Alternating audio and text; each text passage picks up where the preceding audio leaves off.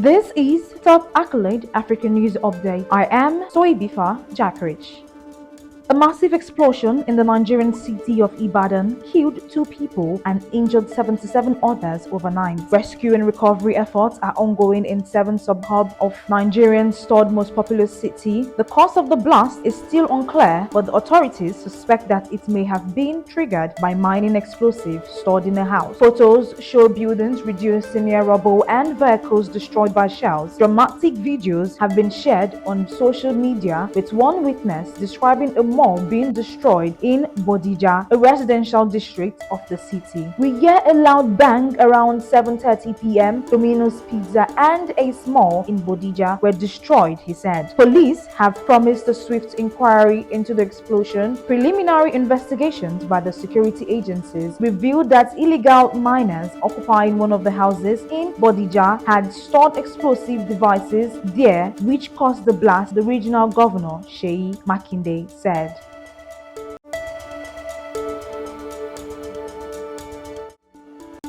Fresh criminal charges against Angolan billionaire Isabel dos Santos are political motivated, she has insisted. Angola's public prosecutor has charged Ms. dos Santos with 12 crimes, including embezzlement and fraud, reports said. The charges relate to Ms. dos Santos' time as chair of a state-owned oil firm. Previously described as Africa's richest woman, Ms. dos Santos ran Sonangol from 2016 to 2017. She is the daughter of former Angolan President José Eduardo dos Santos, who led the Southwest African country for 38 years until he stepped down in 2017. Critics of Ms. dos Santos have long claimed she used her position of influence to enrich herself at the expense of the state, allegations she has denied. On Tuesday, Ms. dos Santos told Angolan radio station Radio Essential, "These lies have to end." In 2020, Angolan prosecutors charged Ms. dos Santos with embezzlement and money laundering. Global police agency Interpol issued a red notice for the billionaire in 2022, asking global law enforcement authorities to locate and provisionally arrest her. Ms. dos Santos has not been arrested since investigations against her began, but she is subject to a number of asset freezes around the world. On Tuesday, she said these restrictions had led her to struggle financially. Ms. dos Santos has mooted running for Angola's president in various media interviews over the past year. The most recent indictment against Ms. dos Santos was filed on 11 December, Portuguese news agency Lusa reports, but the Angolan Attorney General's office said it could not comment on the matter as it was under judicial secrecy. Ms. dos Santos has previously been described as Africa's richest woman with an estimated fortune of $2 billion, that is 1.6 billion euros. She is no longer included on Forbes' ranking of the world's wealthiest people because her assets are under dispute in various territories.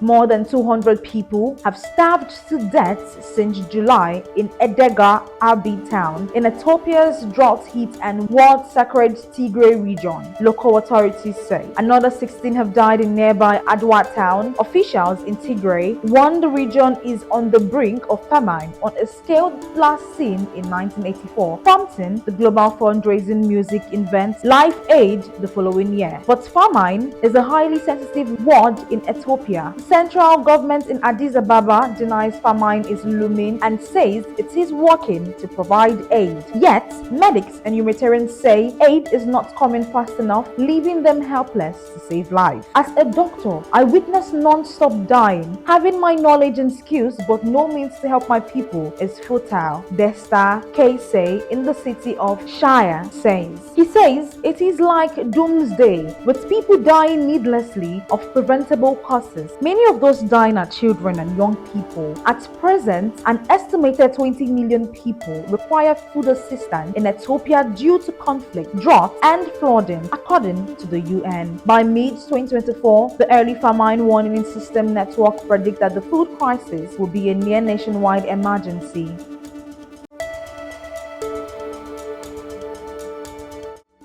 Tory party deputy chairman and a ministerial aide have resigned to rebel against Rishi Sunak's Rwanda bill. Deputy chairs Lee Anderson and Brendan Clark-Smith quit to join about 60 Tory MPs backing an amendment rebels said toughened the immigration legislation. Despite Mr. Sunak suffering his biggest rebellion since becoming PM, number 10 is still confident the bill as a whole will pass in a vote due on Wednesday. If some 30 Tories join the opposition in voting down the bill, it could fail. The legislation seeks to revive the government's plan to send some asylum seekers to Rwanda and deter people from crossing the channel in small boats. At least 4 Conservative MPs, including former Minister Robert Jenrick and Suella Braverman, have publicly said they are prepared to vote against the bill if it's not improved, with reports that more could join them. However, even a government's victory would come at a political cost, with debates over the issue exposing the extent of divisions within the Conservative Party,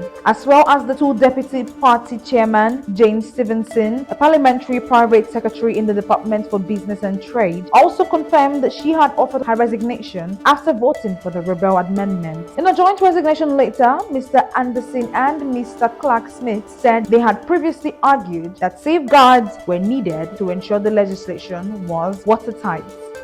That is the side of Top Accolade African News Update. You can follow us on our social media platforms as displayed on your screen. Happy Wednesday.